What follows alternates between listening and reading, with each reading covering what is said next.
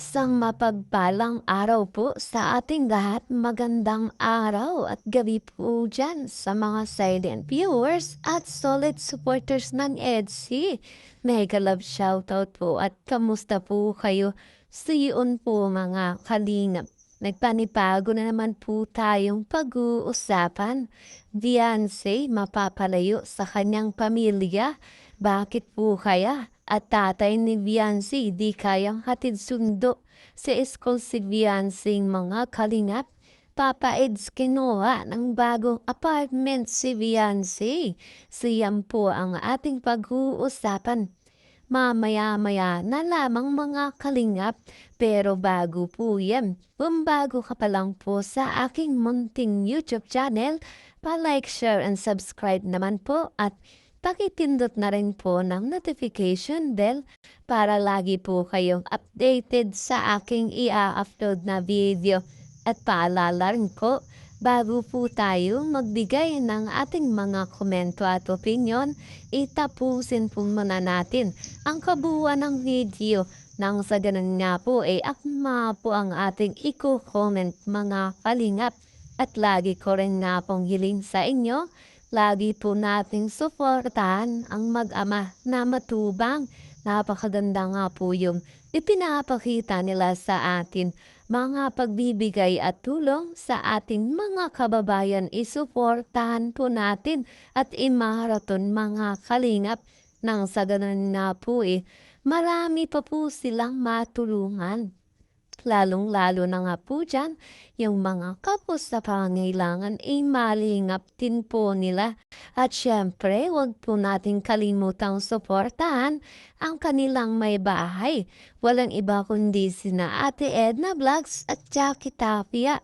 Huwag po sana tayong magsasawang sumuporta, mga kalingap. Siyaan po mga kalingap.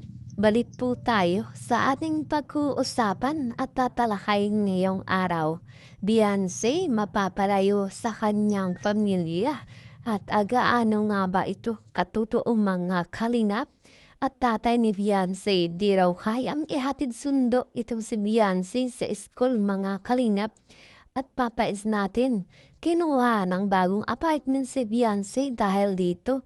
Yan po mga kalingap, itong si Papa Eds natin, sinasabing naaawa raw po sa mga tatay ni Beyonce. Itong tatay nga po ni Beyonce, sinasabing meron nga daw pong sakit mga kalingap. At kung maalala natin sa unang vlog pa lang ni Kalingap Rob, dito kina Beyonce mga kalingap. Nabanggit na ni Beyonce dito na itong tatay ni Beyonce merong karamdaman o sakit mga kalingap. At mukhang ito nga daw parang isang paralyzed minsan mga kalingap. At kung naalala din po natin nung mga nakaraang buwan lamang itong papa ni Beyonce mga kalingap, dinadaing itong kanyang karamdaman mga kalingap at yung kanyang panga po mga kalingap, namamanridran po at hindi nga po mailakad kung kaya minsan mga kalingap itong papa ni Beyonce talagang hindi siya maihatid sundo. Kung dati mga kalingap, meron na itong apartment si Beyonce na tinutuluyan para nga po mga kalingap medyo malapit sa school at hindi na nga raw po ihatid sundo ng kanyang mga magulang. Pero sa isyong nangyari at nabanggit ni Dr. Lab mga kalingap, na itong si Beyonce talagang wala ng privacy sa kanyang ginagawa. Maging nga po sa kanyang pag-CR talagang nakatutok nga raw po ang video dito kay Beyonce. Kung kaya nga po itong magulang ni Beyonce nagdesisyon na doon lamang sa kanilang bahay umuwi at ihatid sundo nga lang daw po ng tatay ni Beyonce sa school itong si Beyonce natin mga kalingap. Pero sa kasama ang palad mga kalingap, nakakalungkot ng isipin pero ayon nga po sa balitang ito na hindi nga raw po kayang ihatid sundo ng tatay ni Beyonce. Itong si Beyonce mga kalingap, ipapa-eds natin sobra nga po naawa dito kay Beyonce sapagkat malayo ang school ay kailangan talagang hatid sundo. Kung kaya mga kalingap papa-eds natin, nagdesisyon daw pong ikuha ng bagong apartment na matutuluyan itong si Beyonce natin. Nang sa ganun mga kalingap Hindi na siya magko-commute mga kalingap o gagastos pa para lamang sa pamasahe. Kung kaya't itong si Papa Eds natin ni mga kalingap ay todo nag-alala talaga dito sa kanyang wife. At kaya ito mga kalingap, kinuha raw po nagba-apartment itong si Beyonce malapit lamang sa school na hindi kalayuan mga kalingap. At yan nga po mga kalingap ay hindi pa talaga kumpirmadong ikinuha nga ba ipapa-Eds itong si Beyonce ng apartment.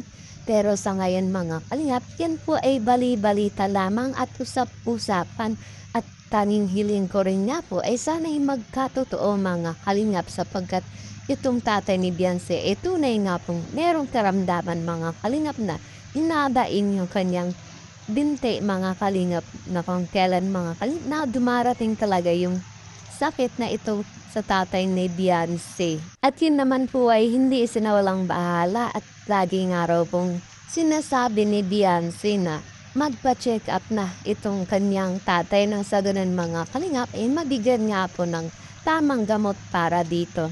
Maibang dako naman po tayo mga kalingap. Good news nga po dito sa EDC. Sa darating nga po o gaganaping second year anniversary ng EDC mga kalingap. Nag-announce nga po itong si Kalingap Rab na meron tayong aabangan at ito nga po ay isang photoshoot at sinasabing napaka-unique na raw po mga kalingap. Grabe, itong mga supporters at viewers ng EDC ay talagang abang na abang dito mga kalingap. At sinasabing patuloy nga raw po nating mapapanood itong love team ng EDC at syempre po mga kalingap, ganun din na ang ibang mga love team kahit nga po nung kamakailan mga kalingap ay ipinost ni Kalingap Rob yung ibang love team na kung saan nga raw po doon nanggaling ang mga issue mga kalingap. Balit itong Beyonce natin o ang love team ng EDC mga kalingap napaka blessed talaga at sinasabi nating napakaswerte sa lahat ng bagay sapagkat dito nga po sa kabaitan ni Beyonce at ni Papa Eds makikita naman talaga na deserve nila at hindi nila karapat dapat na ang love team nila mga kalingap ay i-post. Yun nga po ayon din sa kay Kalingap Rab. Itong love team lamang ng EDC mga kalingap ang walang isyo mga kalingap kung meron man. Pero ito naman po ay agad na susolusyonan at hindi gaano nga po kalalim ang isyo mga kalingap. Sapagkat itong si Beyonce natin ay hindi naman natin maririnig na nagre-reklamo o meron sinasabing hindi maganda mga kalingap. Pagkus itong EDC pa nga po ang nakakatanggap ng maraming pambabash mga kalingap sapagkat nakikita nila kung gaano itong EDC mga kalingap nakakatanggap ng blessings lalo na nga po itong pamilya ni Beyonce. Kung kaya't ang mga bashers ay laging nakatutok dito kay Beyonce at nais nga po nilang pabagsakin mga kalingap.